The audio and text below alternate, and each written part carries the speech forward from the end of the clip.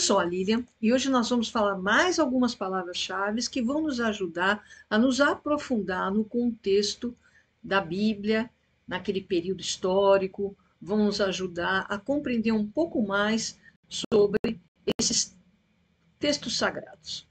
Então vamos começar com a palavra parresia. Parresia é uma palavra que quer dizer falar a verdade com muita confiança, com muita vontade, muita determinação.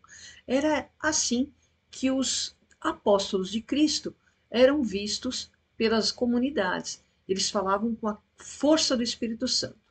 A segunda palavra, que eu coloquei inclusive junto, é parúsia. Parúsia e parresia não podem ser confundidos porque são totalmente diferentes. Parúsia significa a segunda vinda de Cristo no final dos tempos. A terceira palavra seria parábola. Parábola significa uma historinha que tem um fundo moral. Cristo usava deste argumento como uma forma de ensinar de forma simples para a população, através de historinhas que faziam sentido para eles. Uma outra questão é igreja. Vem da palavra grega eclésia e significa convocação, reunião, assembleia.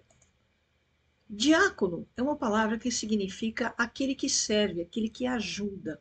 Quando os apóstolos começaram a ir para as comunidades e pregar o evangelho, ficou muito difícil distribuir comida, atender os necessitados. Então, eles criaram um grupo de 7 diáconos que seriam como uma espécie de assistente para ajudar nessas tarefas, nesses serviços.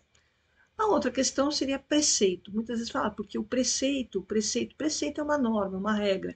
É recomendável que se faça.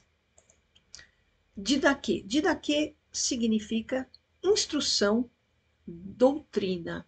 Didaquê é conhecido também como a instrução dos 12 apóstolos. É uma espécie de manual de conduta que foi escrito no século I. Eu vou falar mais sobre isso no anexo. A outra palavra é pródigo. Então, a gente tem, por exemplo, a parábola do filho pródigo. Na verdade, significa gastador, esbanjador, aquele que desperdiça. Magistério vem da palavra magister, que significa mestre.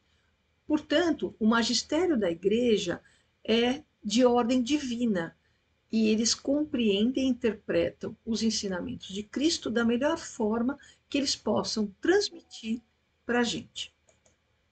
Agora eu vou falar um pouco como se dividia a sociedade na época de Jesus. Os judeus, eles eram divididos em algumas classes sociais. E a primeira eu vou falar é o escriba.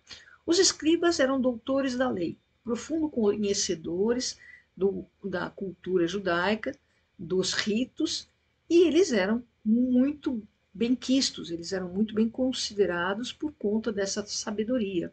Eles eram reconhecidos como mestres, davam aulas na área da educação, e eles também eram juristas, também discutiam e determinavam certas questões na área da lei. Já o saduceu é os antigos anciãos. Saduceus e anciãos é a mesma coisa. Eles são os antigos proprietários de terra, homens ricos, uma certa elite, e eles eram a elite sacerdotal. Tá? Então, Caifás, Anás, todos esses sumos sacerdotes são saduceus. Os saduceus eram ligados ao Império Romano. Eles colaboravam com o Império Romano.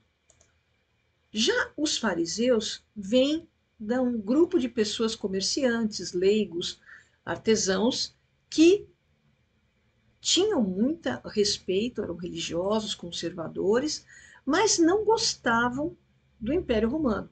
Eram, portanto, nacionalistas e hostis ao Império, mas eles eram passivos.